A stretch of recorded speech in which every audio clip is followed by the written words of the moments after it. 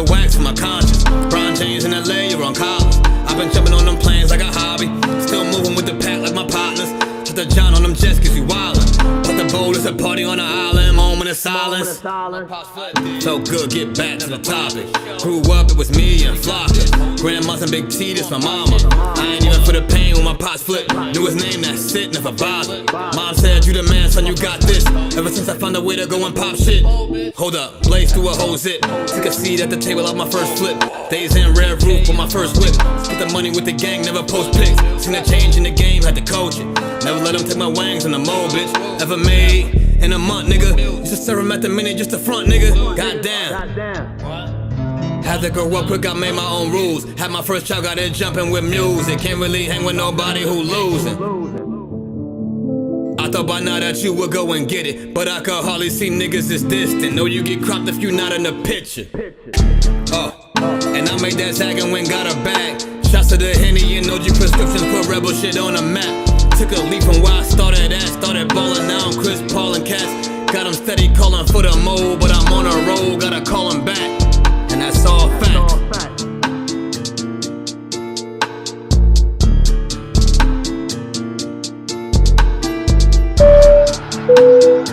Ladies and gentlemen, welcome aboard.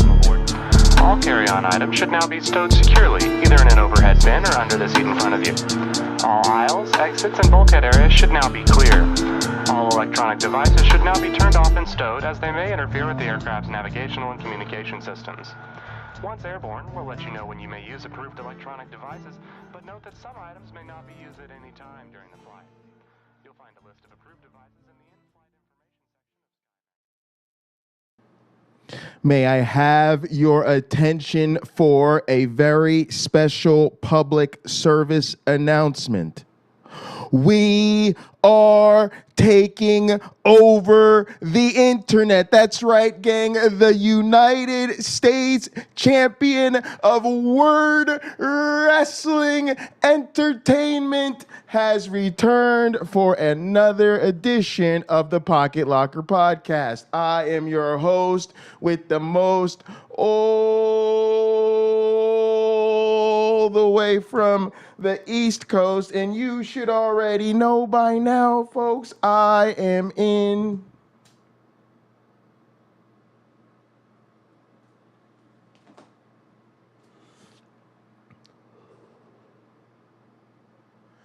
airplane mode, and I am joined by some very, very special guests this evening. First up, we have the lovely Bumblebee. Switch that up. Woo, yay. There we go. And then, of course, your friend, my friend, the lovely and talented and oh so winning. You want to talk about a bitch that hates to lose? Give it up for Stephanie Hill. I do hate to lose. I hate to fucking lose. Losing is for losers. You know, like, seriously. It's in the name.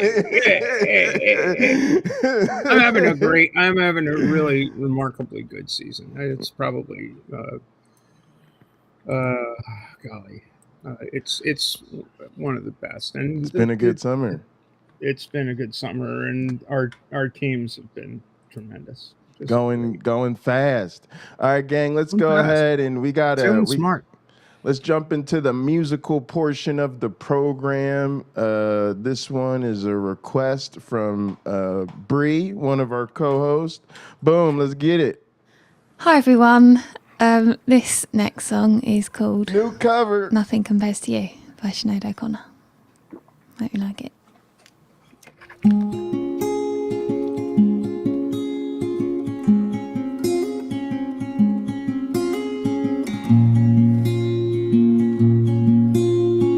It's good to see everybody. Hey, Tsunami. Y'all know who wrote this? 7 hours and 15 days. Sinead O'Connor, I think. Since you took your love. Oh, didn't write it. Oh, I saw him do a cover. I didn't know he wrote it though. I thought he was covering it. I go out every night and sleep all day. Since you took your love away.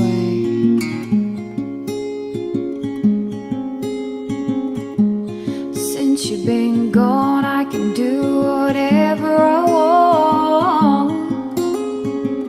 I can see whomever I choose. I can eat my dinner in a fancy restaurant, but nothing can take away these blues, 'cause nothing compares to you.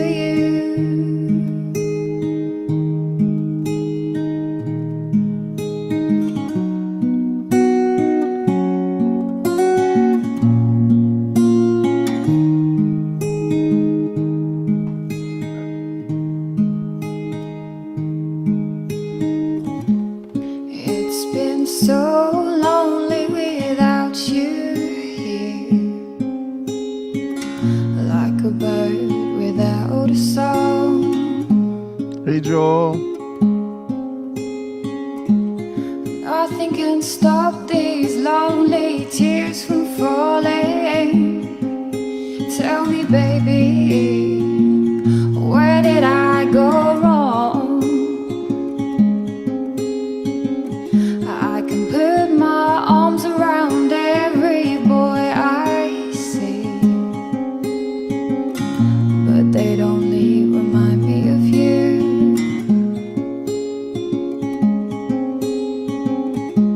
I went to the doctor and guess what he told me?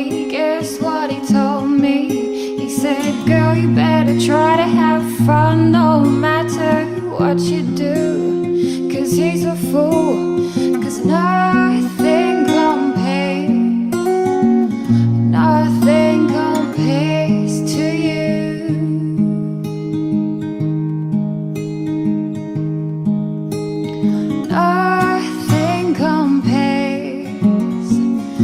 Nothing compares to you.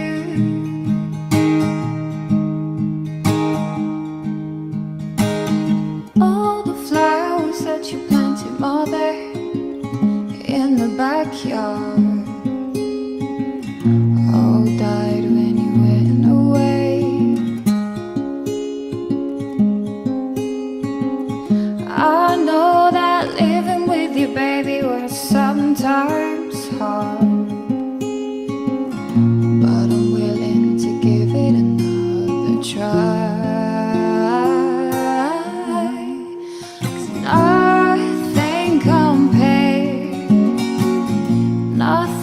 compares to you.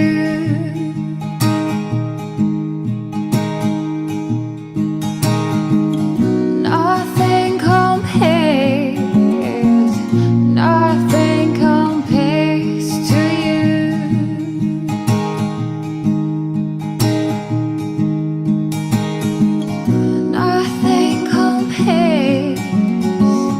Nothing compares to you.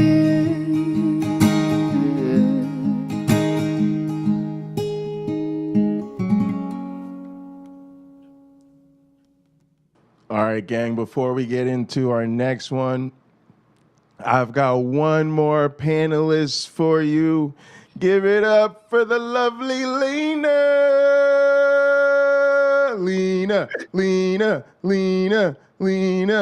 Hell yeah, welcome to the program. All right, gang, now we can get into our final musical number before we get into this fucked up ass show.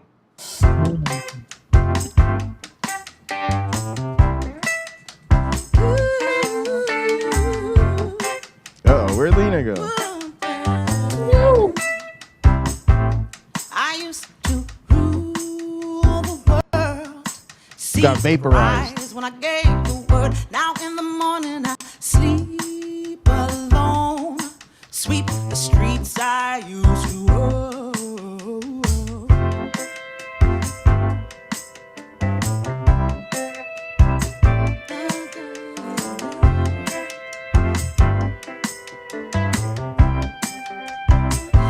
There's a slide. Roll the dice, feel the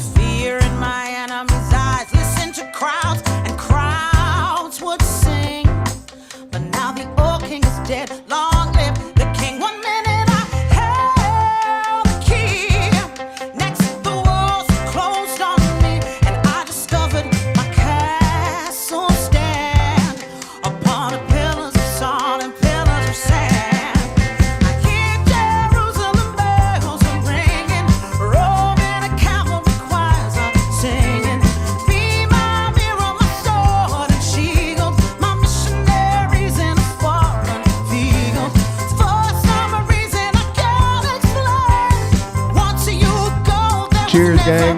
Never an honest word, but that was when I ruled the world.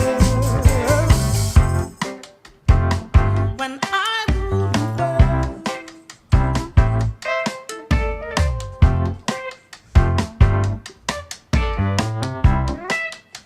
It was a wicked and wild wind blew down the doors to let me in. Shattered windows and the sound of drums. People couldn't believe what I'd become. Revolutionaries wait for my head on a silver plate, just a puppet on a lonely string. Who would ever want to begin? I feel bells of the bells are ringing. Roman cavalry choirs are singing. Be my mirror, my sword and shield, my missionaries in a foreign field.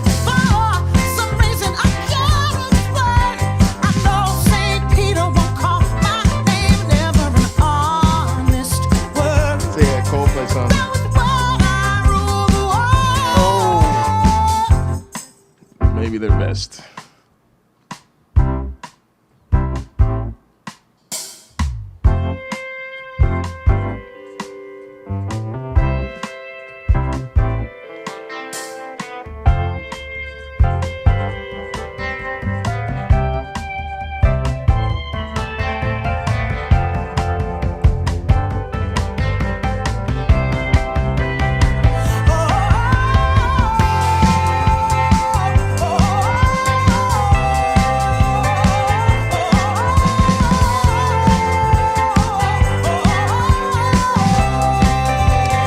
Oh, nice, Crystal.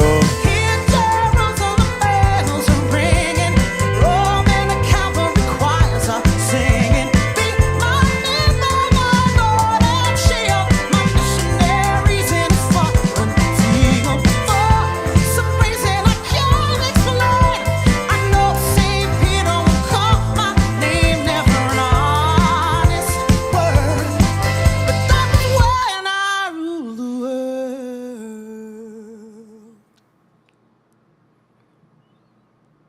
Nice, nice, nice.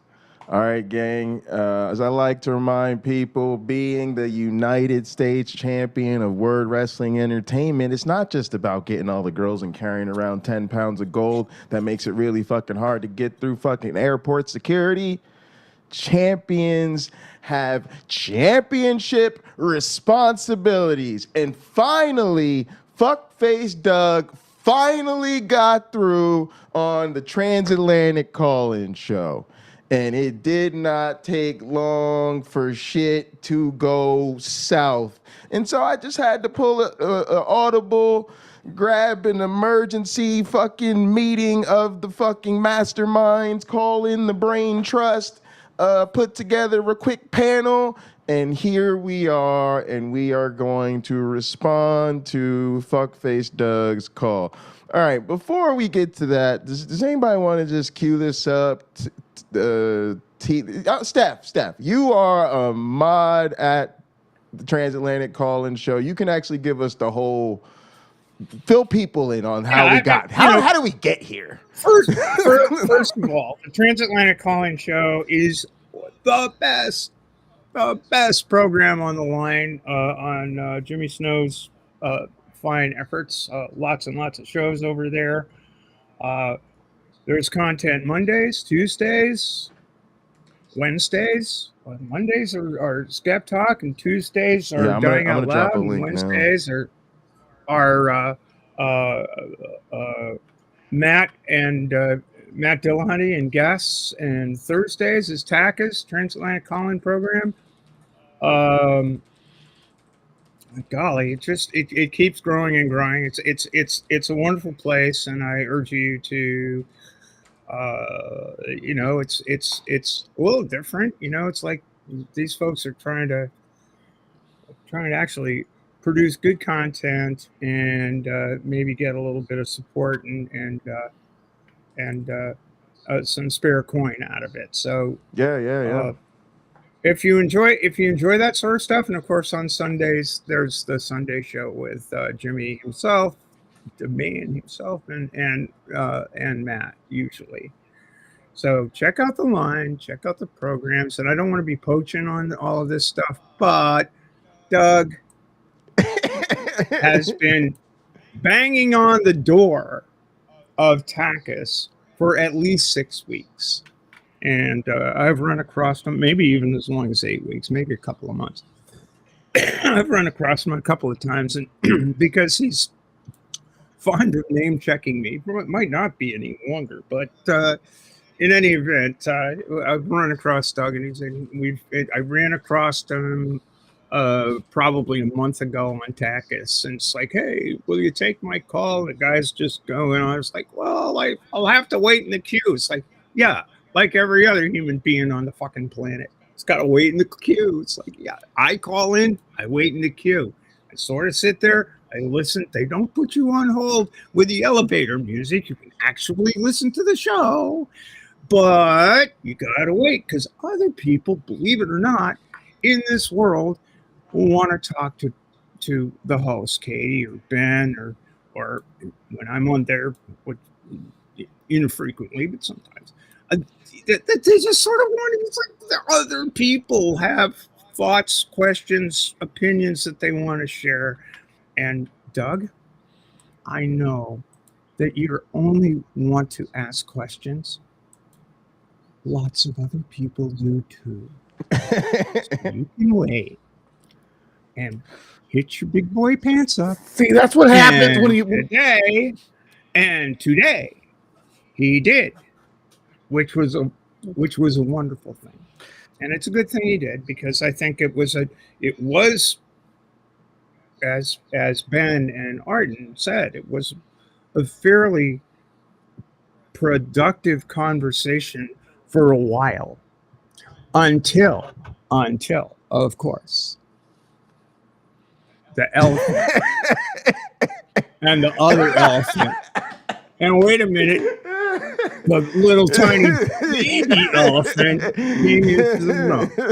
At which point it went pear-shaped. But hey, that's the way it goes. So there's this, like what you're saying about him thinking he needed a special spot in line. There's just this level of entitlement that these men have. I just don't get. And I've lived the life as a white man before, and I still don't get that sense of entitlement that just exudes from these men when they think they have the right opinion. Well, I guess he thinks he's a big YouTube star, so Oh. And he is. He's cute. Oh man. All right, so he's just a hero in a long line of heroes, waiting for somebody's billboard to graze. They say he sprung from the skull of Athena. Think about your own head and the headache he gave. Beautiful. Look at that. Look at that. She can sing too. Steph is multi-talented, y'all. Just that credit Liz Fair for that soap star Joe. In other words, soap star Doug, I guess. All right, are you guys ready to jump into this thing? Yep. Here's Doug. Here's Doug. We are going to take a caller in a second who I've been seeing in the chat who's been annoying the living shit out of me. But, I know it might be a productive call. The stated topic is potentially a point of understanding and agreement. So we're going to try it. We're going to bring in Doug, Pine Creek. Doug, you are live on the line. What do you got for us? Hello. Man, are you there? Did you hit? Can you hear me? Now we can hear. Gang, y'all should have seen me in the chat. I was like, well, all right, next caller. I was already done. I was like, well, we tried it. Oh, sorry, I had my set up this thing. Maybe next time. Amateur rookie mistake. No worries. But first of all, I honestly don't want to cause any trouble here. I'm getting the impression that I'm being viewed as a troublemaker. And I don't want that. I mean, for me, there's only two real issues to talk about, and that is the sports thing, but that's been done to death. It's the transitioning of minors, and I think we're all agreed that that's probably the most important issue. So I was wondering if we could find points of agreement that, number one, it is a very serious, important issue. Are we all agreed on that? Absolutely. I agree to that. Yep. Yeah. Is the right term concern trolling or whatever here, right? Because in the great wide world of trans people, to just call into a show and say I'm primarily concerned about the children, and then there's those women in sports, and it's like, just is I don't know what to call that, but this is I call it the wokey doke. This is Doug. This is Doug basically saying, sure, we're all rational, reasonable people here. I'm sure we can come to an understanding, and of course, it's out of charity, sure. And I think he was genuinely surprised at the level of agreement that both Arden and Ben displayed, because of course, who's going to say that that matters of such import to a human's life are important? Right. Who's going to? But it's a question of where does the concern of the community at large necessarily impinge upon the rights of the individuals directly affected, which we'll see as the conversation develops. Yeah, I'll let it go. It just bothered me that for me, he tried to softball it, but at the same time, he's just coming off the top with the hot button issue. No, it's the just ask. It's the just asking questions gambit. Yeah. Which is fine to a point, but when the just asking questions is, I'm asking questions to frame a line of argument, which is why the don't you agree comes in. Doug is a salesman. I mean, what you're trying to do is overcome objections in any sales conversation, any sales right. You're going to hear the same sort of thing. So it's the don't you agree? Don't you agree? Are we in agreement? Don't you agree? And eventually, at the end of the sales call, you're agreeing to buy a purple unicorn from a magic sky man who happens to have a whole stable of them. Yeah. Perfect. And Doug's an atheist, but it's the same fucking technique. It is. Good point. Well, we're gonna hear it here, so. Yeah. So go ahead. I think no matter what side you're on, we can agree that we should try to avoid mistakes and be very cautious. Are we agreed with that? Yeah, I think these are softballs. Hit us with what's really going on. Yeah. I think it depends on, as well as your definition of caution and where we're going with that. Okay.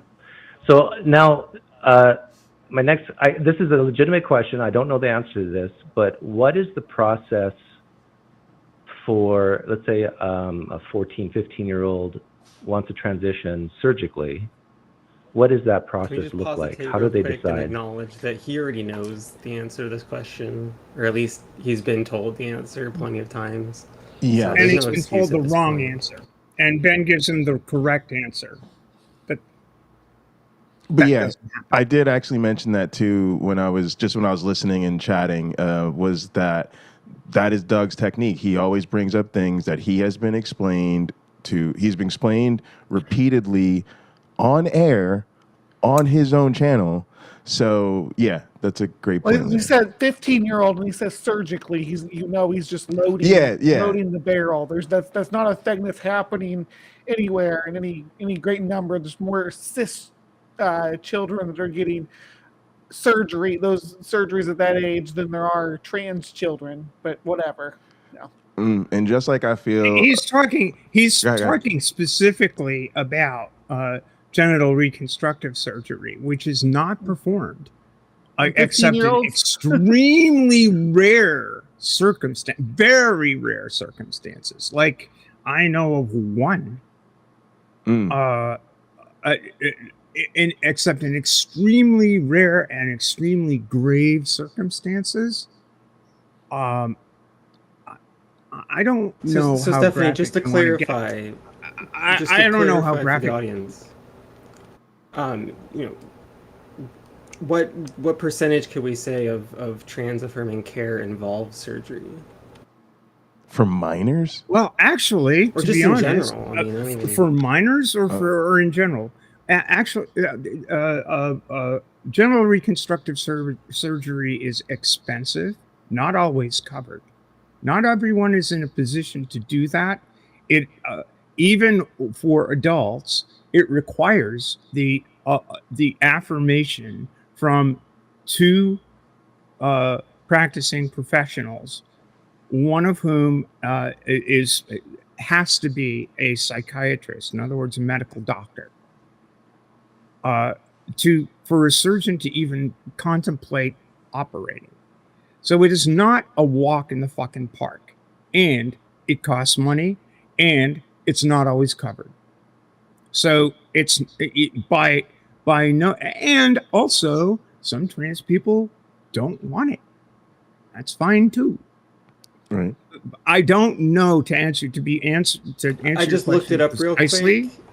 To answer your question precisely, Lena, I don't know how many trans people have genital reconstructive surgery, but I don't know as it's even the majority of people that transition. I just did a quick Google search, and the top answer is given about 4 to 13%. So, and that's among trans men and women. I think that's probably true. I do know that the number of genital reconstructive surgery in 2020 for both trans men and trans women is a number of 2,300 and I believe 13, according to the American Society of Plastic Surgeons. Right. And in the United States. And this is the problem you pointed out with the Stephen Woodford video, which is just in that little point where he picks out and, the right's ignoring this, but the left's ignoring these robots cranking out these gender reassignment surgeries.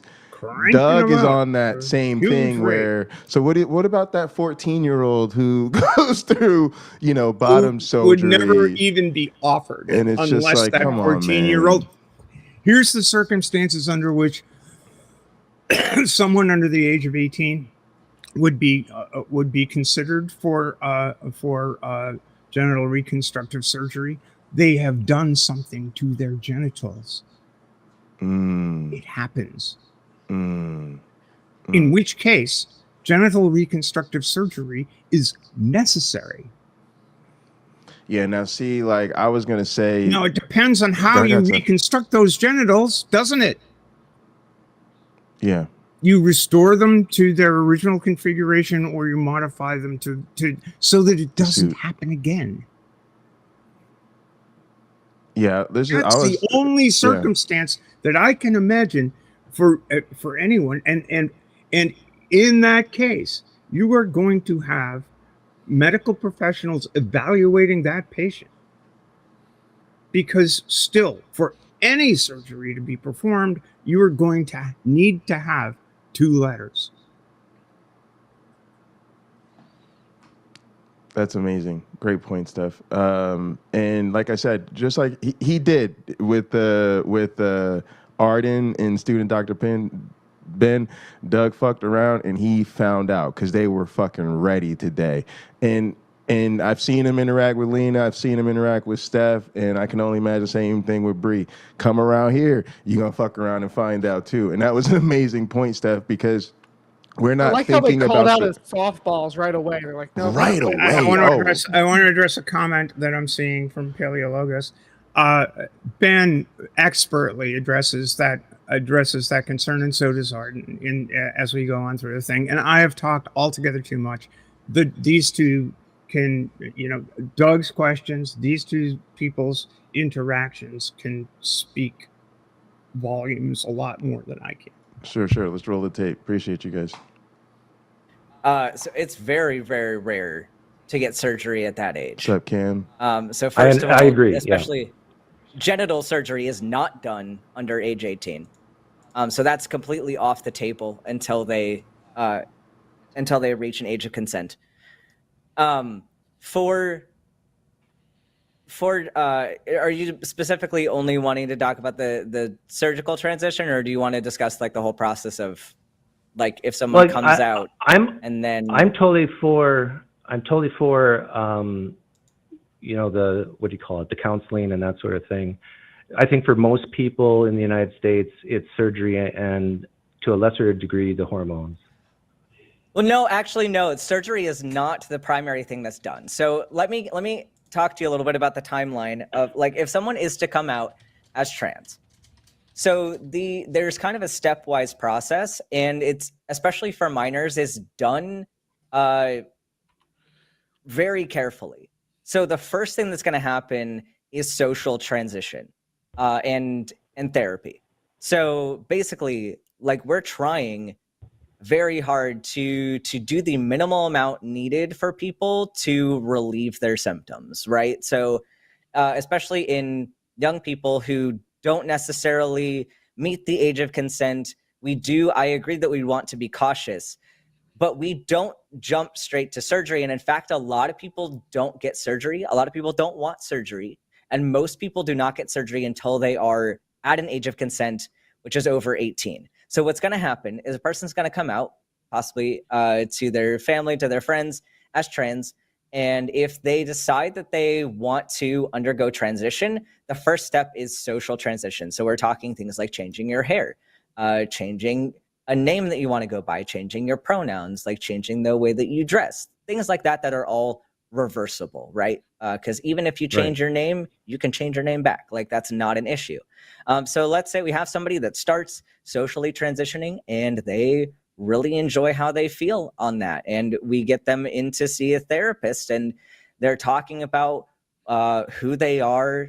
They're learning about things in their lives, like what they don't like about themselves. And like they can tease out a lot of other things going on too. So they got somebody to talk to. They got somebody to process all this with in an evidence-based manner. And then it usually takes like the steps to go to a medical transition. Like there's a lot of barriers needed to even begin that stage. So especially for minors, you still need to have pretty convincing documentation that says, yes, your symptoms are bad enough to where you need medical intervention. So the informed consent model does not exist for children. And when we're talking about medical transition for minors, we are talking very high risk children. So this is different than like a lot of people are saying that you can just say, I feel like I want to transition today and then be whisked off for hormones, puberty blockers, and surgery. That's not what's going to happen. These are kids whose gender dysphoria is so severe that we are talking about kids in front of you that it's like, if they do not get this intervention for medical therapy, we are looking at pretty significant psychological distress and like risk of self-harm and suicidality and things. So we're not talking about low risk kids because they can wait a lot of the time and they will go through a lot of barriers. Like if someone just says, I feel like I want to transition, they have even more barriers to go through because they have to clearly document that this is what is going to be the best course of action for them. But most of this comes down to like you have a kid sitting in front of you who's maybe ages 14, 15, who has significant risk of self-harm. Like they've probably been hospitalized more than once. Like most of the trans kids that I've seen have been hospitalized more than once for psychological conditions and related to their gender dysphoria. Oftentimes it's people who have been bullied incessantly and don't have a safe place to go, to where their suicidality is a direct result of people's actions upon them for being trans. Like, it's not other things. It's not them having delusions of who they think they are that they aren't. It is they don't have a safe place to go, and they would rather not be alive than have to deal with that. And that's the risk level we're dealing with here. So if you had a kid sitting in front of you that said, like, this is who I am, I'm happy with who I am, these other people are causing me so much distress that I would rather not be alive. And having this intervention would help me exist in this society where I could be alive. That's what we're dealing with. Yeah, the only things I really have to add to that are, I did a quick Google search for studies on the like average age that gender affirming surgeries are done on in patients in the U.S. And granted, I did not have the time to like evaluate the study in its entirety, but the one number that one study gave was the average age is 29.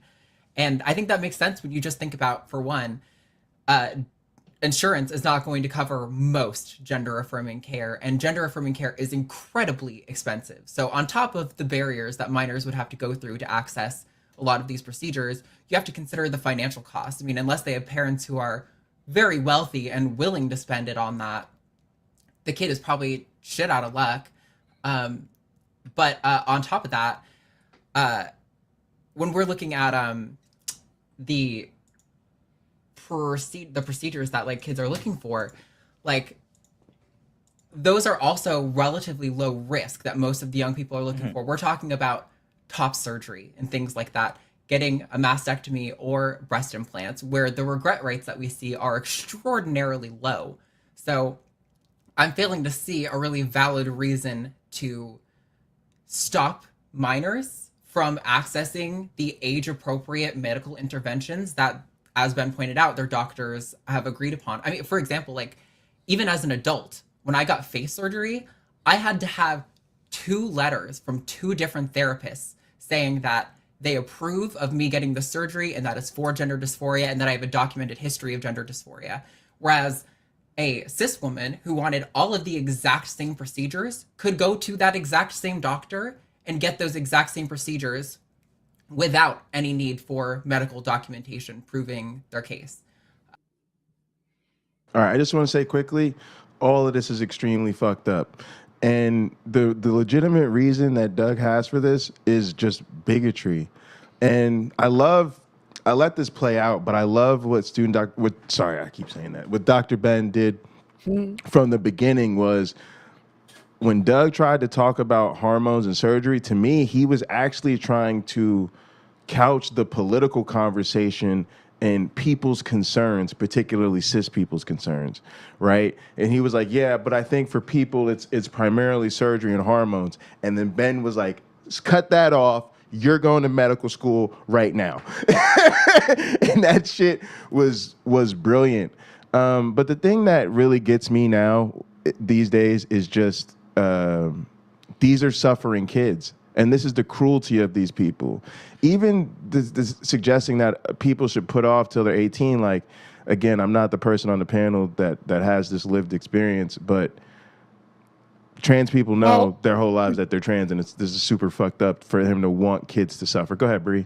I'm pretty sure from all the interactions I've seen with Doug on this topic, and what Aunt Jur is saying here on my side chat is apt. She says, can we address the fact that the right treat trans teens, control all deleting themselves, as merely a temper tantrum for not getting their way?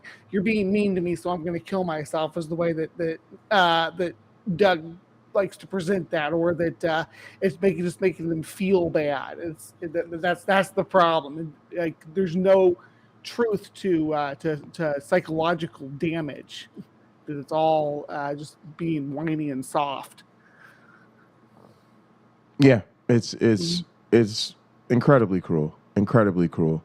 Steph, I don't know if you had anything else. It just bothers me, and this is the motivation when I say things like, I'm afraid who's not trans. I want trans kids to fucking transition when it's appropriate. Go ahead. No, I was there. I don't really have anything to say.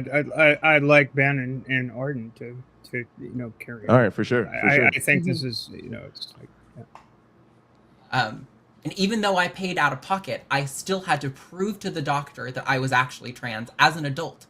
Like, these are hoops that I had to jump through. I had to do lots of work that I didn't love doing in order to pay for the surgery that I got.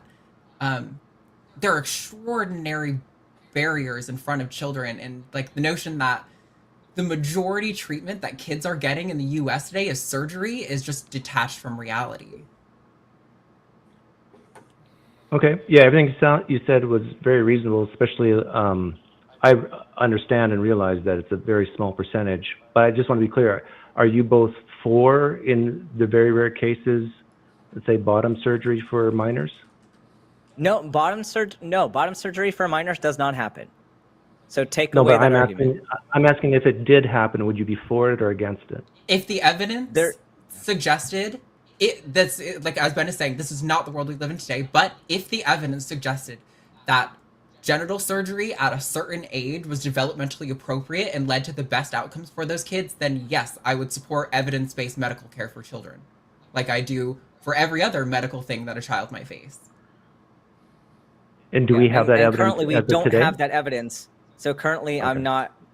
I'm currently not in support of that because we don't currently have the evidence. But like Arden is saying, if the evidence came out and was statistically significant that showed that there was a like certain number needed to treat and all that stuff, the metrics that we look at were in line to say that this is an appropriate guideline, then yeah, I would be. But we're not there. So I think like maybe even presenting that argument is a bit disingenuous because that's, I wonder if you're trying to get us to agree with something that isn't currently like the situation and that we don't have the evidence for. But I mean, this is really easy. I've said this so many times. Yeah. I support evidence-based medical care. Transition care for minors, as it currently stands, the developmentally appropriate stages, is evidence-based. Could the evidence be stronger? Of course. We always want stronger evidence. That's just the nature of science and research. We always want to progress our evidence, progress our diagnostic criteria, progress the treatments that we give people. I support evidence-based medicine. What we're doing for minors right now, or what we were doing before a few states started attacking this care, was evidence-based care. I support that. If it came out that genital surgery for 14-year-olds was the best outcome for them, I would support that because that's evidence-based medical care. Okay, so what I'm hearing from you both is that there is no evidence currently that bottom surgery works for minors.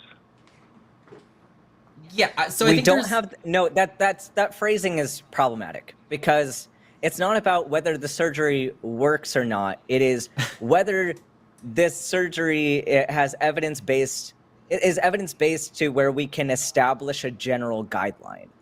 And so that's the issue here. And like how we establish guidelines is a bit of a nuanced topic, but like we need to have basically a cost-benefit analysis and say like for certain cases, this is the expected benefit. These are the expected risks. Is it worth the risks to provide this benefit? And is that consistent enough across the board for this population to where we can say this is a general guideline and most people in this circumstance are going to have a similar result?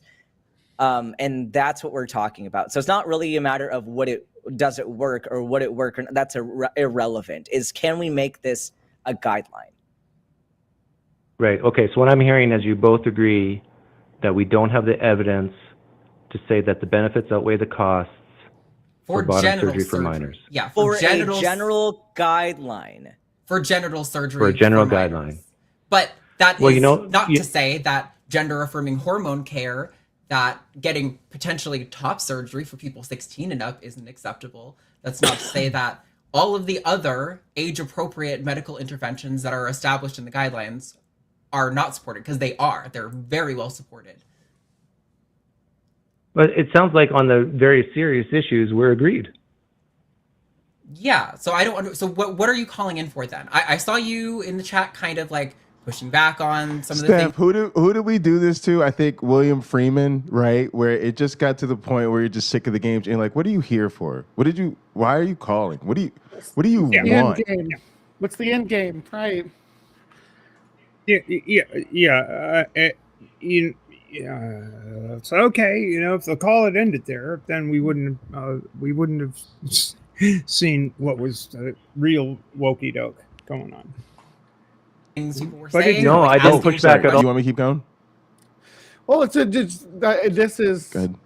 what he's talking about. Oh, so we're in agreement on the big issues, acting like he's innovated those and talked them into agreeing to that. That's not what happened. He came in with a caricature of what gender affirming care for minors looks like, and they corrected him. That's what's happened. Not he presented a case and got them to agree to it. It's so weird.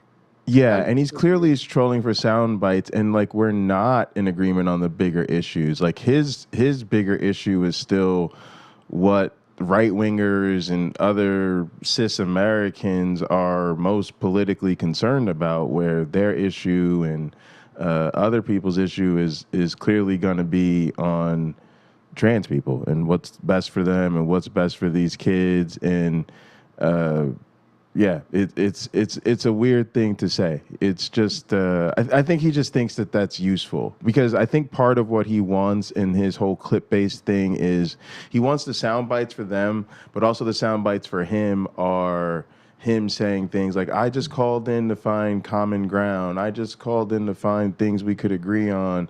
And so he likes those little sound bites of, sounds like we're in agreement on the bigger picture, except where you're crazy, basically. Go ahead, Seth. I wish it were the case that that was actually what's going on here. I really do. I wish that reasonable soundingness were part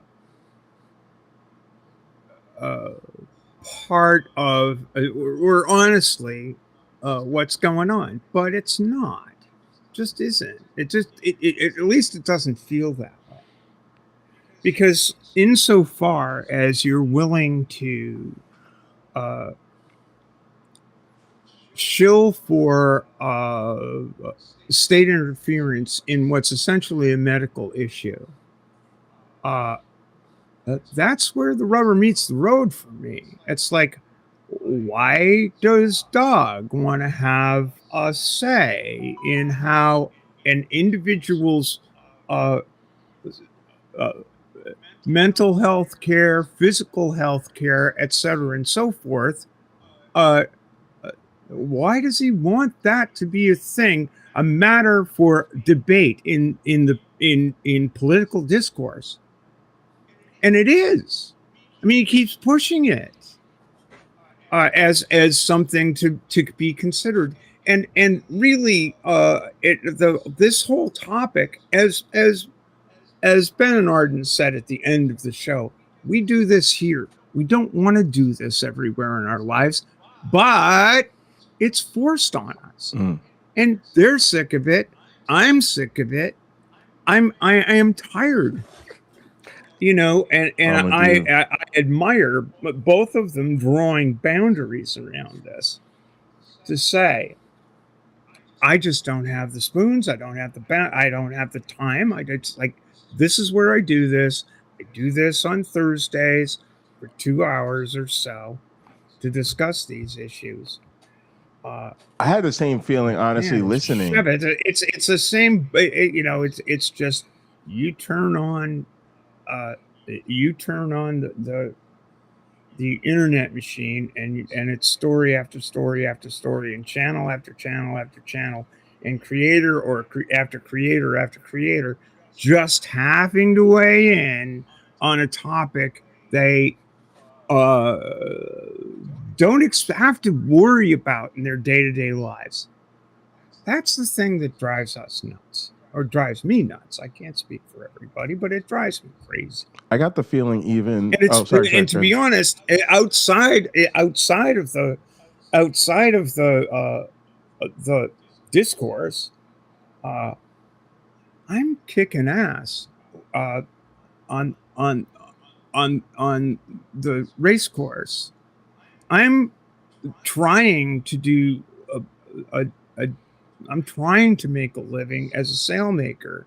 I don't really fucking have to confront this bullshit, except insofar as I'm confronted with it by state legislatures. Hey, Steph, by do you have any New world York Times records? columnists. What? Do you hold any world records? I bet you do. No, I don't. No, I don't hold any world championships. Come close. No, but you'd be like you'd be the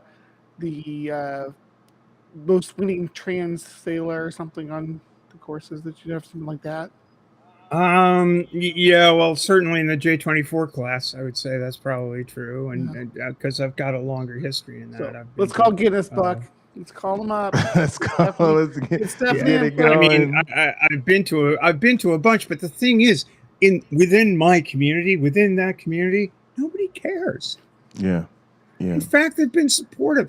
It's like, I started transitioning in 1998.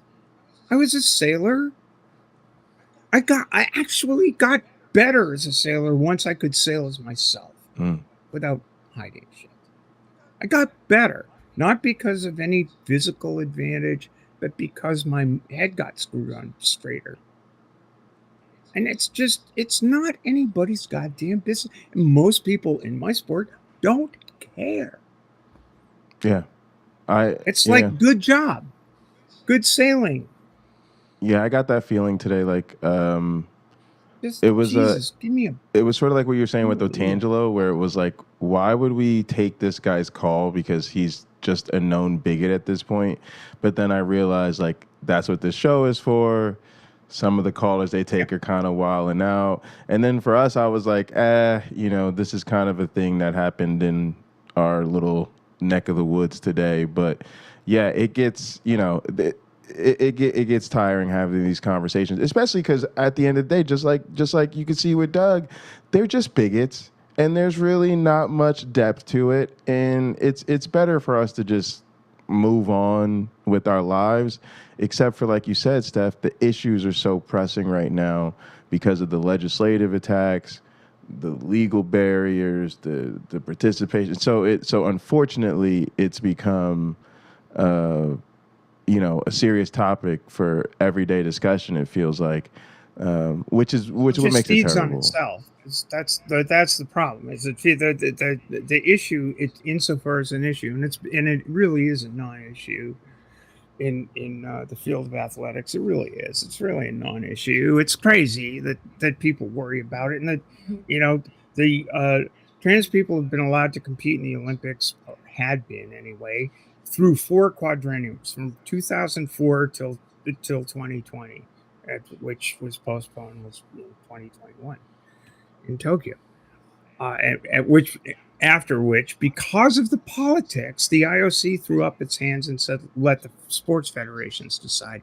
But within that time frame, when we're talking about this, is again, it's going to come up later in this thing, and I'm talking too much, but within that time frame, when trans people were allowed to compete without genital surgery, after the IOC dropped the idea of karyotyping people in order to determine sex categories, because what they were finding was there are people that have complicated karyotypes. They're not necessarily intersex, but they're complicated karyotypes. Not everybody's XX. Not everybody's XY.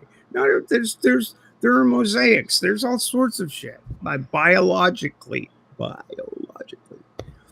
And so the IOC said, well, that's crazy. Let's find another standard. The standard that the IOC settled on, World Athletics settled on in 2004 for that quad was testosterone levels. And even at that, there's overlap between the sexes, right? Which is in terms of testosterone levels. But okay, that's fair enough gauge. But in that time, and throughout that time, only one trans person, male or female, man or woman, as assigned at birth, only one qualified for a national team to go to the Olympics. And that was in 2020.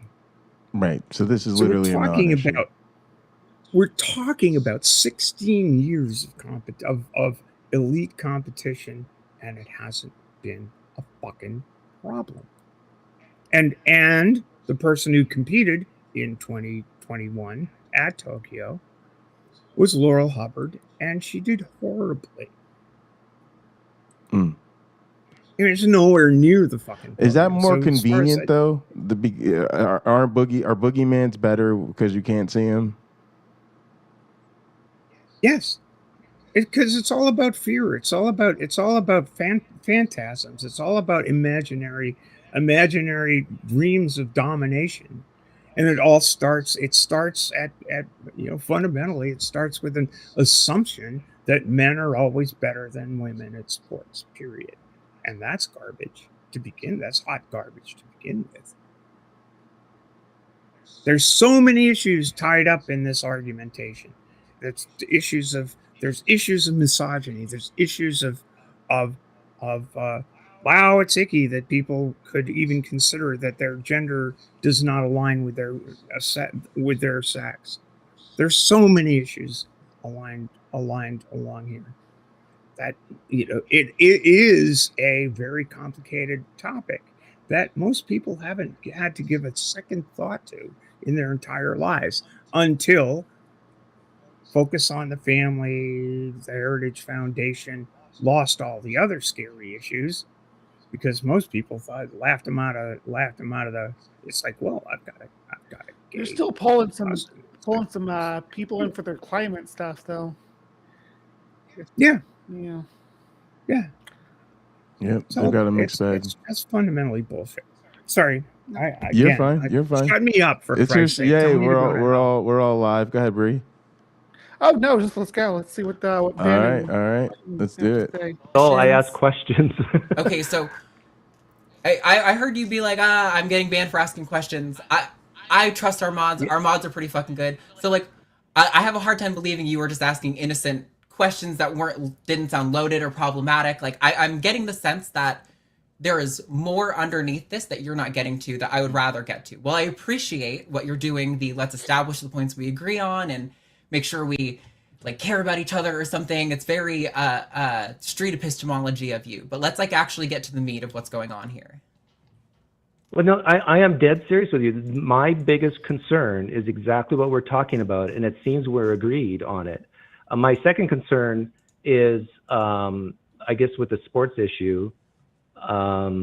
Like you tell me if you agree or not, or where we potentially what we could talk about if you want more drama.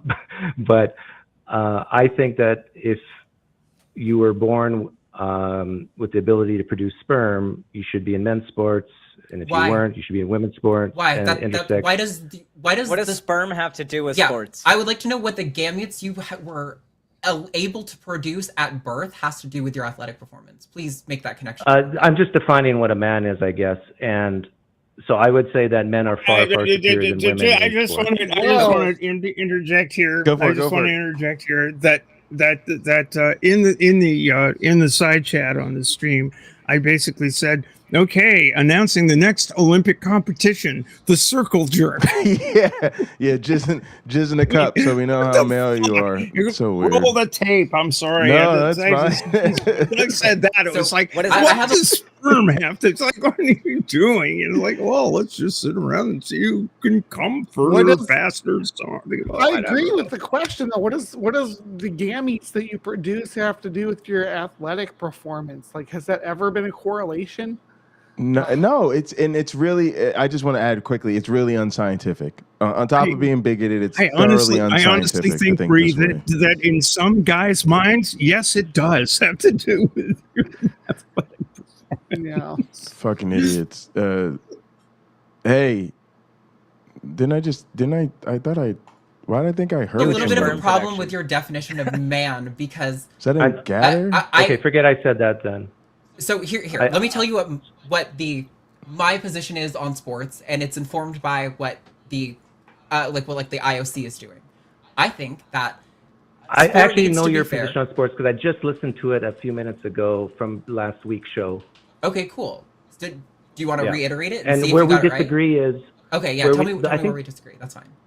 Yeah, I think where we disagree is like a great metric for sports is track and field because it encompasses, both running and strength and all that. And on average, a male is just extremely superior to a female. Can you find Do you males know what that an average is? A male is just extremely superior to a female. Extremely, Jay. Extremely superior. Extremely. Like, it's not even dangerous. It's not even safe. It's not even safe. Exponentially. It's just wild. Average is, Doug, can you tell me? Yes. What is an average? An average is the sum of all the metrics divided by the total number. Yeah. So are we having, when we have people, so when we compare an average, is that representative of the entire population versus, like if I were to pick people out and have them a man versus a woman in sports, are they going to be representative of that average? Is that average going to be played out in sports in general? Depends what you're talking about, but on average, if you pull an individual right, so you're already out adding of a random depends sample, there, so it's not consistently the case.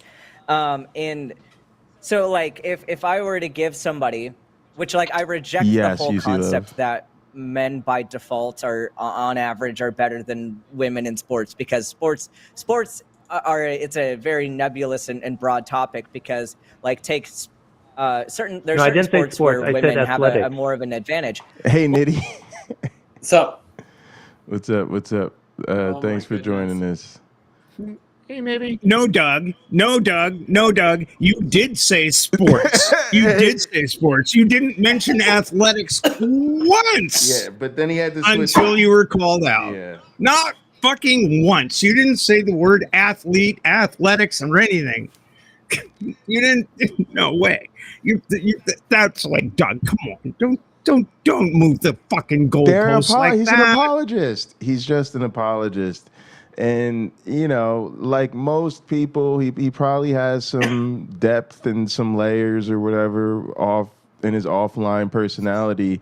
But when you get to this point that, like I said, you're the known transphobe, you're the known bigot, you're the one doing classism experiments, you're the one doing the misogyny with Dr. French. Like, this is just the reputation he's cultivated at this point, and I think there's a lot of people still don't realize it, but it's pretty clear to a lot of us. Doug Pewee Herman, I know you are, but what am I? Jesus Christ, give me a break. I didn't say it. I wasn't talking about sports. I was talking about athletics. You never said the fucking word. It's crazy. Nitty, did you want to say something before we keep rolling? I can only imagine what's been said so far, and I think Doug is doing a review of this right now. Oh yeah, that's good. What I heard. Yeah. Maybe he saw us live, and we were all saying both in the chat. It's Cookies and me. Cookies and others. Okay, yeah. Well, Doug's gonna stream on this. He is. I said, yeah, of course he is. He told me he was gonna if he got on. The reason he wouldn't call in on the phone, he told me literally. It's in one of the streams that I went through. He told me literally, well, the reason I don't want to call on the phone is I don't want to have anybody have my phone number. That's reason one. The other reason I want to call in on the web is because I want to be able to record it and stream it for myself. It's like, okay, Doug, that means you A, want to be a privileged caller, and B, you want to take the content and put it up on your fucking stream to get garnered views off of Jimmy's hard work, off of Arden's hard work, off of Ben's hard work. You're a fucking parasite. He is a parasite, but literally the worst kind, like of the worst order. Yeah, because there are certain sports that were. Go ahead. His video comments are like, "Oh, these liberals are so bad.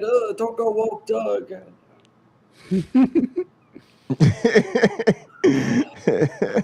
Doug is probably much closer to a liberal than anything I am. I'll tell you that. Oof. He doesn't know what he is. Flexibility and agility are more important than strength and muscle mass. There are sports where muscle mass ends up being a hindrance. But I agree. like let's say, for example, like if we take someone who was assigned female at birth, we take somebody who even was completely all of their biology aligned with being female, and we gave them like a crap ton of steroids like during puberty. Do you think they would by default be inferior athletically to somebody assigned male? By default, if they went through a testosterone-based puberty. Why? Yep. Because there's more than just Why? hormones that are. Yeah, because it's more than like just what? hormones. Give me I'm not sure examples. if there's a Give me delay. examples. What causes lung what capacity, causes the physical superiority? muscle mass. What was that? Muscle mass? What causes muscle mass? No. Lung capacity. What causes what causes your lung Herb. size to be what it is?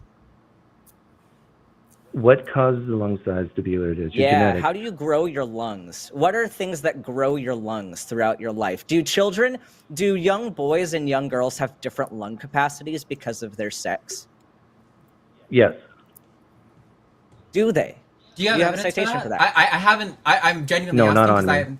Okay. Have you Well, encountered hey, one before? Dr. Ben, let's find points of agreement, okay? Okay. Do you agree? No, I don't care. I don't give a shit about your points of agreement. Yes. I am you're trying to avoid the fact that you're saying some things that are incorrect. So I want you to answer my questions because you've made some claims that need to be backed up. So okay. So you made the claim. So let me repeat your argument back to you. So you said that if we had someone assigned female that went through a testosterone puberty, like even artificially went through a testosterone puberty, that they would be inherently inferior to a cis man who went through a testosterone puberty because of a specific example being lung capacity. And so if sex is the determining factor, not hormones, but other biological sex factors makes that different, then we would expect in childhood, right, to see boys having different lung capacity than girls, correct?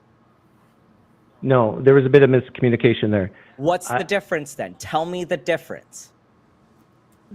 If you look at, let's say, 100-meter running times of an 8-year-old, that's not answering my question. Answer my question about lung capacity. Why is the lung capacity different in boys versus girls? What causes differences in that? My answer I gave you earlier there's an answer was genetics. here.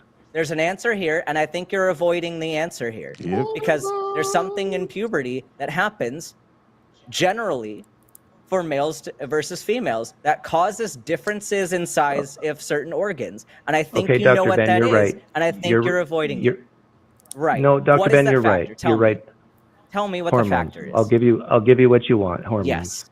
Good job. Okay, but Can I can we not can do I the ask you a question patronizing now? give you what you want thing? Can we just acknowledge that you made a statement that Well, was incorrect and then pointed out why it was horseshit. incorrect, and now you're admitting that you were incorrect? I was wrong. I'm sorry. Okay. Thank you. Can I ask a question now? Go for Just it. like you were when Are you aware when you that said that there was no study 8-year-olds that I'm sorry. You're fine. You were wrong, Doug. Just like you were when you asserted on your stream when I came in after you browbeat a young trans person with their mother standing by, and asserted to me that there were no studies saying that gender affirming care reduced the risk of suicidality among trans people. And you had cited that study an hour before, as you said, on your stream. I mean, that's And so the blatant. conclusions of that study were exactly the opposite of what you asserted and told your fucking audience they were. You lied to your audience and asserted that the conclusions of that study, that there was no effect on suicidality among trans people when provided with gender affirming care. The study concluded the exact opposite, which you conceded. It's fucking lies. You actually urged me in that conversation to read the conclusions, and I did. I read them to you. and you had to concede that the study said exactly the opposite of what an hour before you had told your audience of how many fucking subbies you have. That study said something absolutely diametrically opposed to what you told them it did. You're a fucking liar. It's just what grifters do. It's a Rebecca Davis move. Go ahead. Can we just take a moment here to just admire how freaking brilliant Ben is? Oh, Ben's great. Yes, absolutely. He just, Doug just got owned. That's the irony of bigots, is you call in the people's show to hate on them, and then they just own you. And then you just have to live with that. Dude just went through fucking medical school. He's a fucking intern. Yeah, you're not going to pull freaking these word games. Pull fucking medical facts out of your ass, Doug. He's gone through psych training and all that. He's not going to be... Anyway, let's play this. He's infinitely superior. He just has way too big of an advantage for this to be a fair fight. Pre-puberty, males, boys, outperform girls on certain sports. Citation needed. You talking about prepubescent? Yeah, that was. He says he makes that assertion. What? I need happened? a citation, and he doesn't provide one. Too many people streaming it at once. Unfortunately, this for me, this was the weak point in the argumentation between the two. The factors that contribute to that statement. I don't know. If I could jump in here. I don't know. Go for it, Artie. But I do know the data. If I could jump in here. I do know the times. It may be the case, Doug. No, that you don't. That young boys do outperform girls on certain measures, a certain percentage of the time. I wouldn't object to that. Just like I don't object to when we do assessments and we find out there are any differences between groups, but there are a number of factors that get involved, and you can't just assume because of correlation there's a causation there. You can't just assume just because someone's male that is what's causing them to outperform. There's a number of factors going on there, but I agree that the stats do seem to indicate that on a lot of sports, a lot of athletic measures, people who are assigned male do perform better on average than people who are assigned female. But that doesn't say anything about why trans women shouldn't compete in women's sports. You have actually not made the case for that at all, which is what I'm getting at with my question, like 8-year-olds, 7-year-olds, 9-year-olds. If it's true that, let's say, they run the 100-meter faster, throw the shot put further, pre-puberty. Well, my thought. So here, there's some factors in here that you're not considering though either, because think about society and how society raises boys to be athletic and raises girls not to be, and learning things like muscle memory, having earlier athletic activity, having more consistent athletic activity, certain things like also are confounding variables here that you can't just say this is purely a sex-based difference. And if you are claiming that it is a sex-based difference, you need to provide evidence that that is the contributing factor, and you have to control for the other variables. Yeah, and so, we can say if it's true, yada yada yada. I mean, if it's true that trans women were gifted the charm of weightlifting from Thor, then they probably are going to destroy in weightlifting competitions. But we actually have to make the case that that's true. Like, again, even if we make the case, for one, I know the studies that have evaluated transgender performance, specifically trans women before and after hormones, showed that trans women before hormones aren't even the same as cis men in athletic performance. So there's already a difference in those populations and a flaw in assuming that they're the same. But this whole conversation started from you saying you don't think trans women should be in women's sports. And right. I would like to understand why, and I don't really feel like you've made the case, because not all trans women are going to outperform women in women's sports just because. And I gotta just say, this whole thing is just strategic misgendering. They just think they're cute, gang. I'm gonna just call it what it is. They think if I say sports, then I get to call trans girls boys. And then I just get to say, well, boys run faster than girls, so, right? And it's literally a wink, wink, nudge, nudge. Y'all know what that wink, wink, nudge, nudge. Y'all know what that means, right? Like, it's just stupid. Young Chinese gymnasts would like a word. Who? like let's say they're mostly women, right? Young girls, like they're outperforming their male counterparts in tons of things because their culture says you're going to be amazing at this. Yeah, that's what I'm saying. Yeah, I'm not trying to be like misogyny. racist or something. Like, yeah, it's like their society literally. No. I thought you were talking about somebody in the chat. Outperform. No. This idea, like, I'm just saying the opposite is true in a different culture, right? Absolutely. Like, because that is cultivated, and you know the little Chinese boys, not to like be overgeneralizing, but would not even come close to doing a single thing that those training programs could probably cultivate. Humans are very flexible. The other thing that just gets me about this is he won't ever make the right comparison, which is, cis boys and trans boys and cis girls and trans girls, and honestly, I said this quickly too. I'm gonna let her get to the point where she talks about it. Actually, it's coming up. Let's roll the tape. Male at birth. If I don't understand what the objection is to a system that would fairly evaluate individual athletic performance and promote guidelines like the IOC, where wait.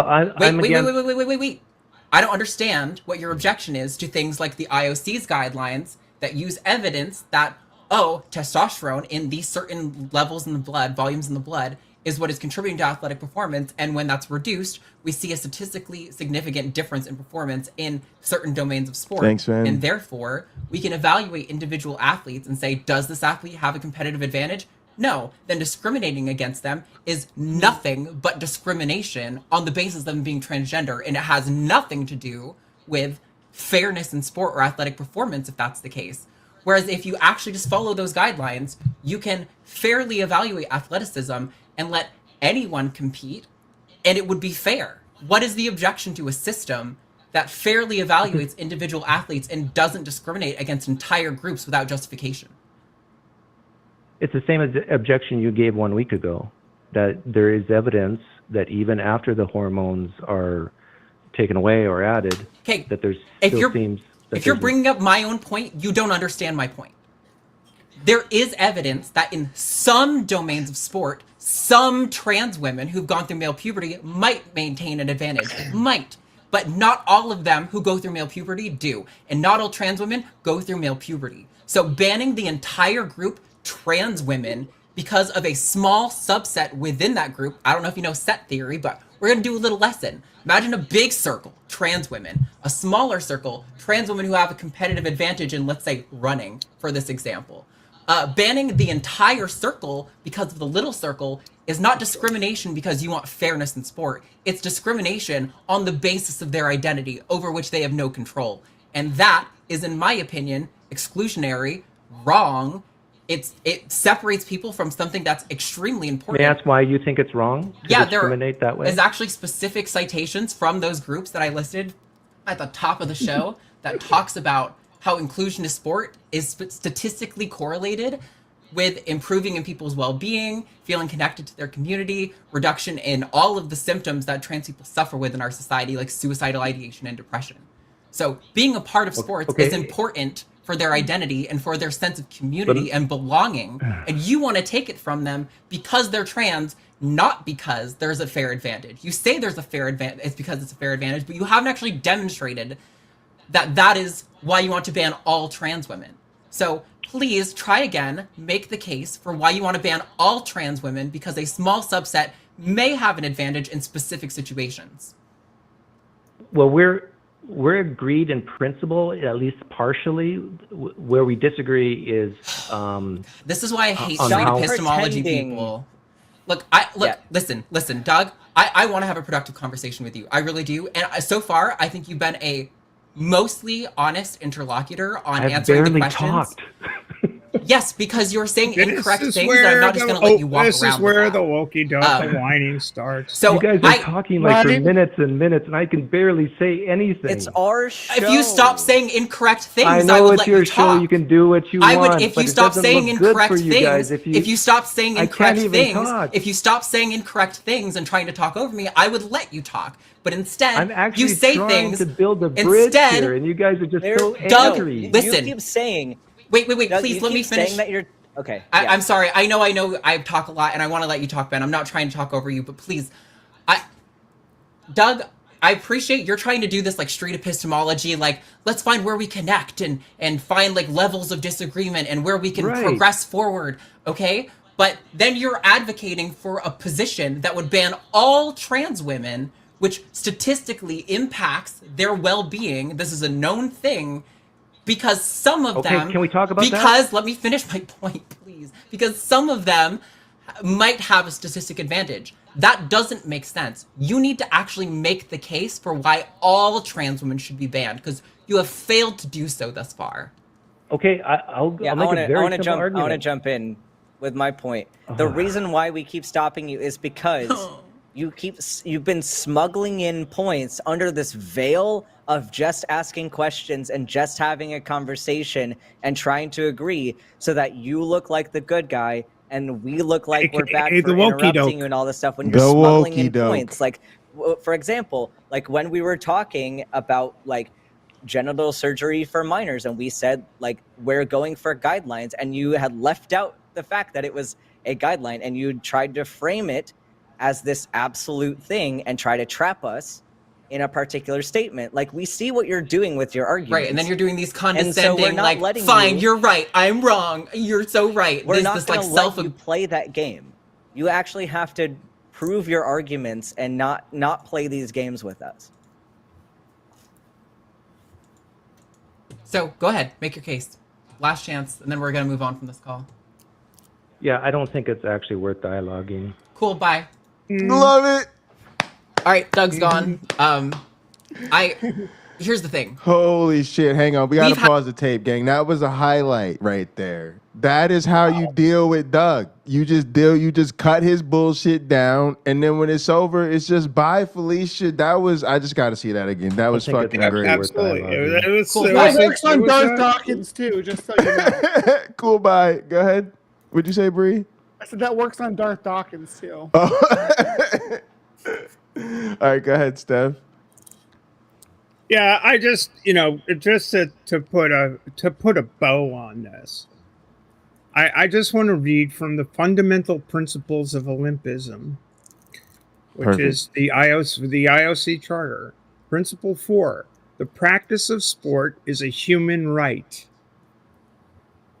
Every individual must have the possibility of practicing sport without discrimination of any kind, and in the Olympic spirit, which requires mutual understanding with a spirit of friendship, solidarity, and fair play.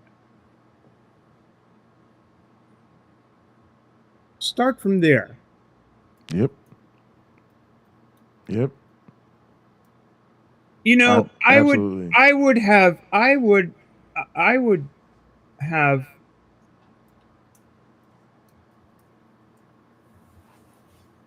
throughout all of my process of transitioning and all of this other stuff, I would have been crushed if the people I love in the game I play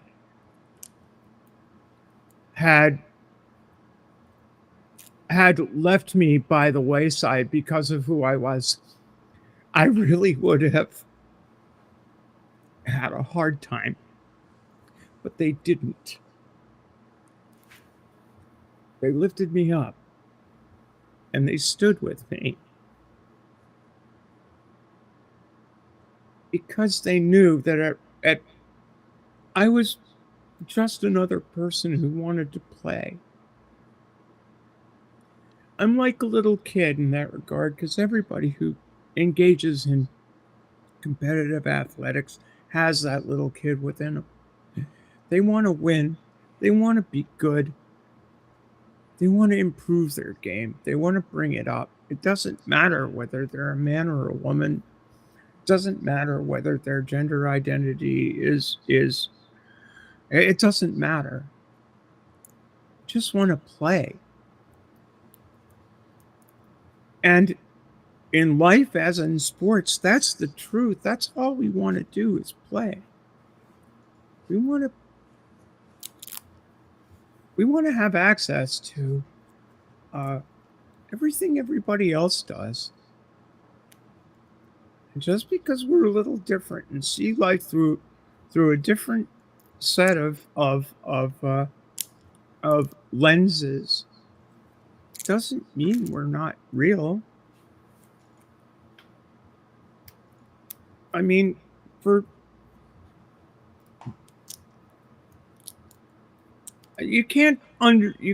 need to understand how disheartening it is as a small child to be told that you're not real. You need to understand how you carry that through your life. I mean, I'm of a certain age. I'm a woman of a certain age, and I had to live with through many eras where any kind of level of understanding about anything to do with these topics was just not there.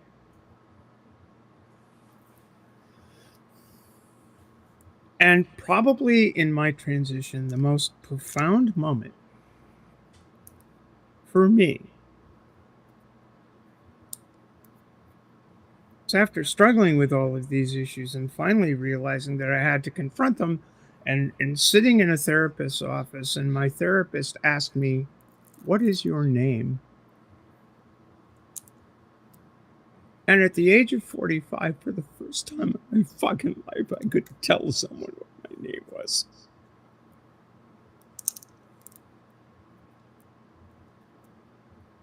You don't understand. People don't understand how profound that is. And what people are asking trans children to do today, trans people to do today, is never tell anyone your name, ever.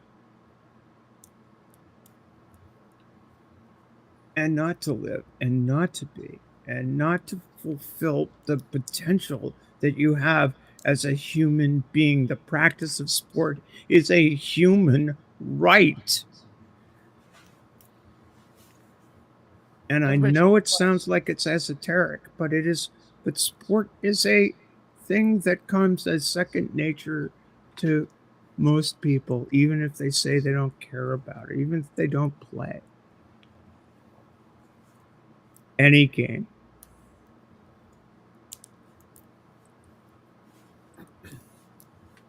Most people piss, and yet they still don't want us to take a piss where they do.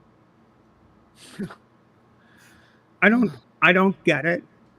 I don't understand it. I know that people don't understand me or people like me, and the confusion and the agony that I went through.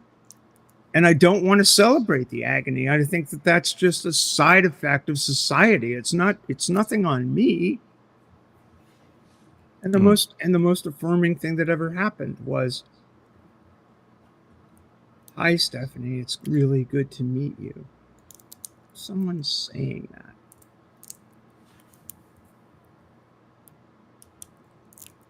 Absolutely. Meant a lot. And means a lot. That was very deep stuff. So when people get into the thing, well, I'm not gonna use pronouns because I think that person is not who that person says they are. It's like that the hurt in that statement means that you don't see that person as you're only willing to see that person within the framework that you've drawn around abstract principles that are a construct in your own mind, and not as a person. Most people in real life aren't like that. You only see that crap in YouTube videos or, in this sort of thing, that sort of thing. In real life, not so much, which is good. So I guess it's bad that we wind up having our eyes glued to the modern day boob tube. Or at least that people are so comfortable acting out on it. Thank you so much for sharing, Steph. We really appreciate you. We're here for you. And yeah, I think you said it really well. I think we're almost done here, actually. I think Arden and Ben maybe give this close, and then they'll take their next call. So I guess we might as well just finish at this point, and then we'll wrap up. Appreciate you guys so much for being here. Yeah. All right, Doug's gone. Here's the thing.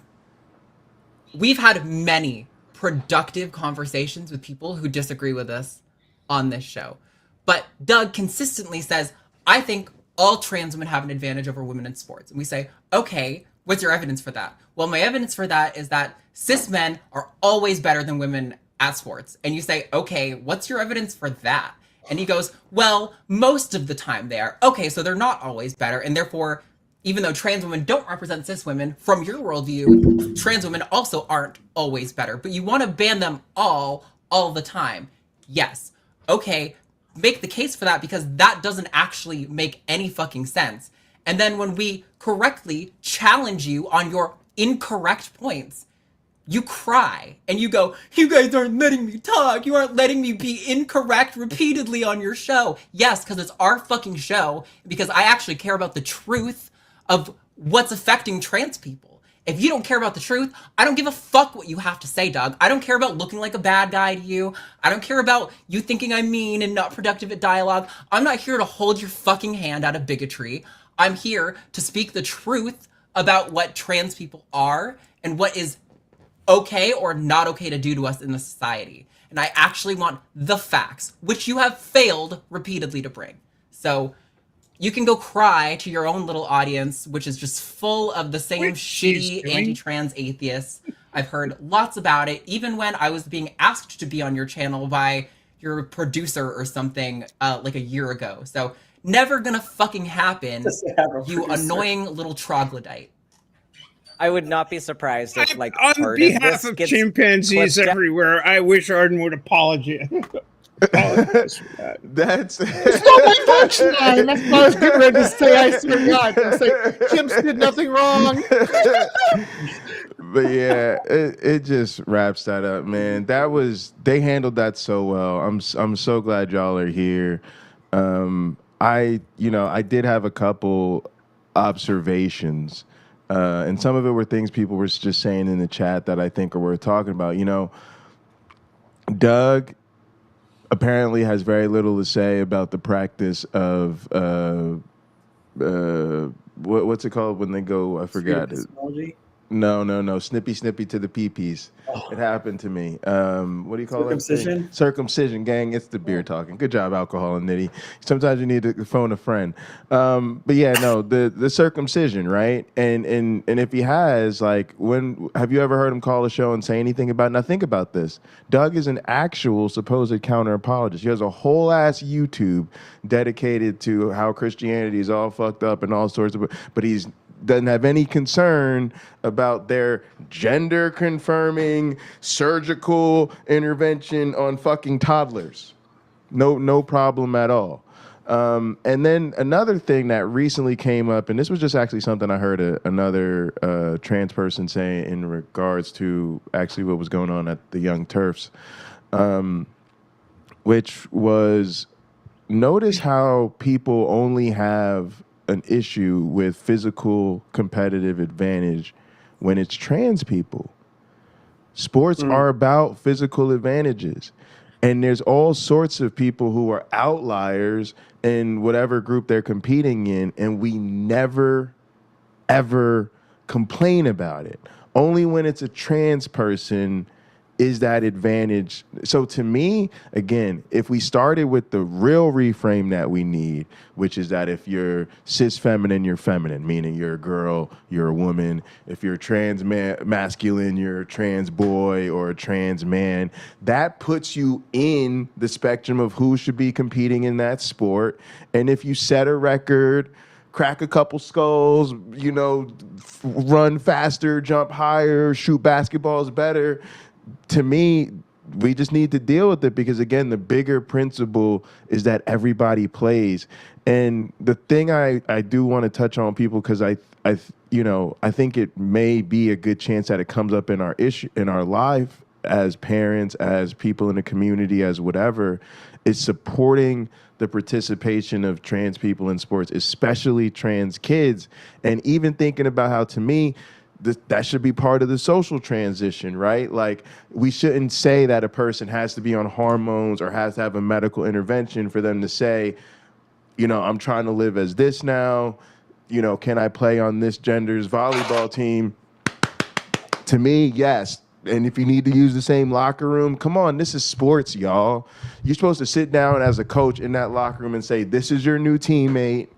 Now, not only do I expect you to treat them well on the practice field and in this locker room, but I expect that when they're in the cafeteria, when you see them in the hallway, you're going to treat them like a motherfucking teammate. Like, all right, that's it. I'm done. That's my rant. Well, and I think from what I hear around here and interacting with you guys, it's always strawmanned by conservatives. Like, oh, my son Tommy's going to start calling himself Tina just to get into the girls' locker room and play volleyball. Like, think of the girls. It's like, such nonsense.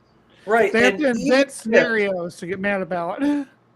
Right. But even if that was like something that is happening, then you are a shit parent for not getting your kid evaluated somehow.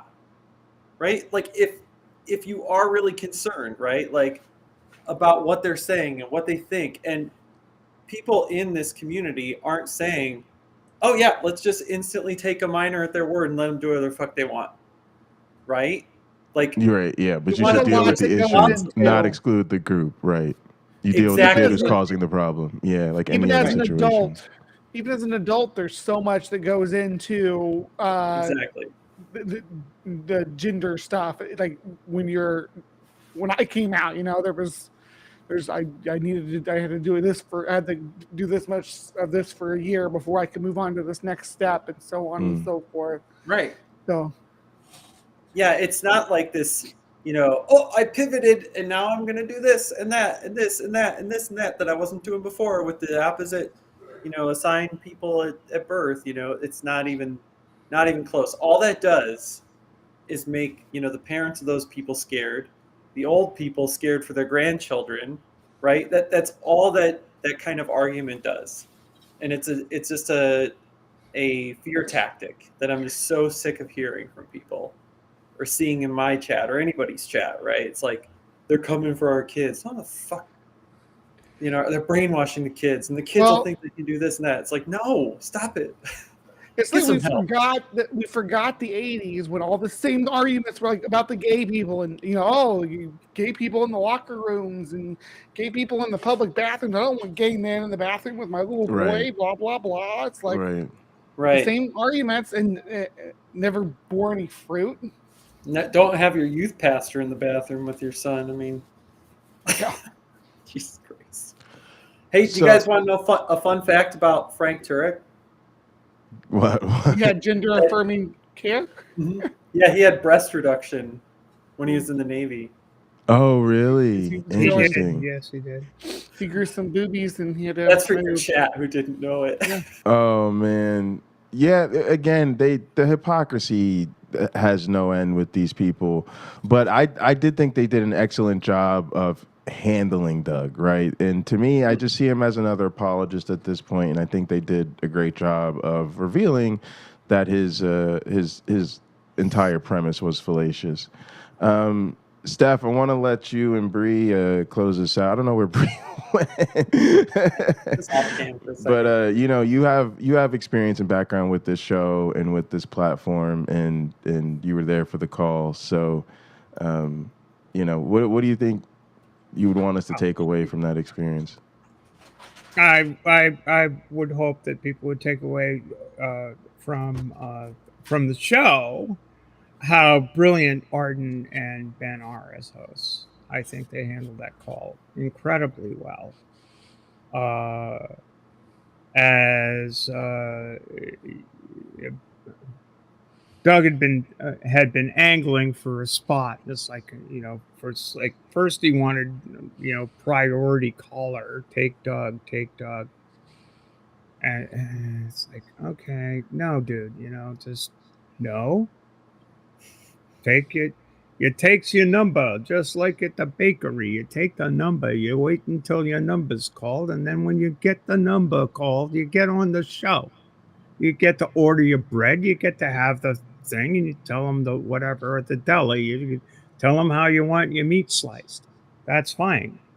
But I'm glad that Doug got on, and I'm glad they took the call. I was, was behind the scenes. Please take this guy's call. He's been angling for this for 2 months. You did him a solid. He'll probably never pay you back. Well, I don't really care. It's like Doug, whatever. Doug, so I just want to. But I hope what people take away is the professionalism with which both Arden and Ben handled that call as hosts, and really did try, and also really didn't let the don't you agree stuff get to the point of saying so that Doug could walk away and say, see, even these people agree with me, when fundamentally there's a fundamental disagreement here. As regards the one side saying trans people are people, and the other side, aka Doug, basically saying, yeah, they're people, but they don't deserve special rights. That's his stance. And I don't know what special rights this would be an interesting topic of conversation if Doug ever wanted to engage. It's like, what special rights do you think we're asking for other than dignity? And from Doug's philosophical point of view, he would probably answer, and I'm speculating here, but he would probably say, what right do you have to demand dignity? Yeah, what right do you have to demand dignity? I even hope, because Doug's fundamental position is this: get tough, suck it up. People want to go after you. Okay, why do you care? People, if people want to go after you, you shouldn't care, because you need to get tough. You need to just sort of suck it up and deal with whatever slings and arrows are out there. And I said in one conversation I had with a guy, it's like, well, that makes for kind of a shitty society, because you're asking people to endure a fair amount of pain to give people with a position of privilege the privilege to inflict that pain on you, and you need to prove that you're worthy as a human being by being tough. Right. And I think that's a shitty attitude. It's just he's just a misanthrope. That's all. That's what this is. It's misanthropy. He's miserable and thinks that and thinks awful about, or thinks the worst about everybody around him, and thinks that everybody else should be there too, because that's the perfect society. But how does a society like that even function? It doesn't, because a society like that is a society of Übermenschen and Untermenschen. It's just, it's fascism. It's a fascist outlook. It's like, it's not conservative. It's just basically, a conservative libertarian point of view is like, hey, I don't know, I don't care. You do you. But that's not the position that's being taken here. It's like, well, I don't care. You do you this way, or you don't get to do you at all, and off to the gulag. It's like, that's, it's so the transing the kids crap is the oddball here, because they don't.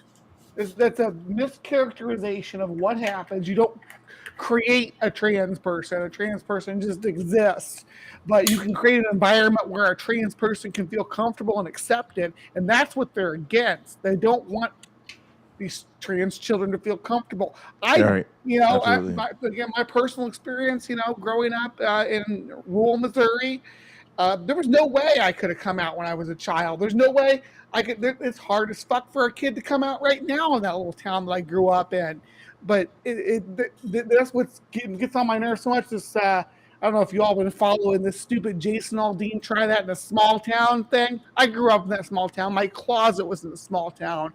Everybody's like, oh, the people I grew up with, the people that bullied me, going on about how that's bullshit and the small towns are the best and they take care of each other and everybody's family, no matter what color of skin, where nationality. Bullshit. I grew up in that small town. I know different. I know. I've listened to your N-word jokes. I've listened to your misogyny. You spent decades calling me the F slur, and now you're going to say, "Oh no, our small town makes everybody feel welcome." Bullshit. You little small towns, big dead trans children, big dead queer children. That's what your little small towns are making. Or, in my small town, I was almost a dead child of a non-conforming person. I was getting beaten and shamed and ostracized for shit that I had no control over. My parent was non-conforming, and that got projected onto me. That's crazy. My student body wanted me out just as much as my parent. That's crazy. And it's, that's just hatred. There's no other reason for this. I do hope that in a weird way, people like Doug do themselves in. Like, you got what you wanted. You called in Attackist. It's a popular show in the atheist community. And you look like an idiot and you got owned. And you went straight to the Tucker Carlson points. You literally Doug from Pine Creek, called the Transatlantic Call-In Show and said you were concerned about genital surgeries on children and trans women in sports. Like, that's who you are at this point. You call in with the Tucker Carlson talking points, predictably on time every time. Congratulations. I hope people see exactly who you are. I hope you get all the exposure you wanted to get out of that. All right, for my stupid human trick for the evening, and just to end on a bit of humor is, this is what Sierra Nevada looks like. It's on a green screen. It's like, whoa, this is kind of cool. Oh, you're because of your filter. Yeah, that's fun. That's fun. Look, Bree, Nitty, Lena, also was in here earlier. Steph, I can't thank y'all enough for joining me for this. We try to. I guess this was we got into it. We did it. We reviewed it, man. I'm glad you guys were here to do this with me. Definitely wouldn't have wanted to do this by myself. So, thank you guys. Thank you guys so much. Part of the conversation. If you haven't subscribed, there are links to Steph, to Bree, to Nitty down in the description. There's also a link to the line. So definitely check that out. I watched the Transatlantic Call-In Show. Even when Doug doesn't call, I promise you. Actually, usually the conversations are better because Doug was quite predictable, to be quite honest with you. So, look, Takis is a great show.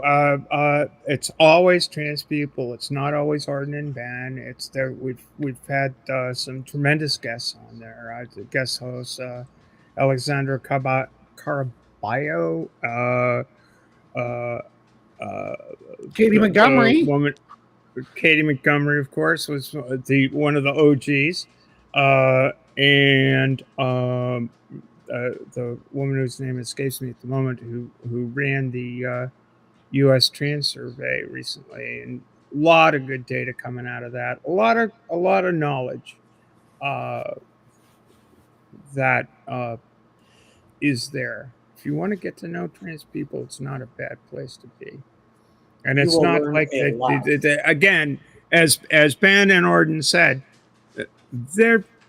that's where they concentrate their efforts. It's like that concentrate their efforts in this one place of outreach to people, and they're not shy. They're not shy about engaging people on who have concerns or just ask questions. Definitely. They're just people. Definitely. Definitely subscribe, gang. You won't regret it.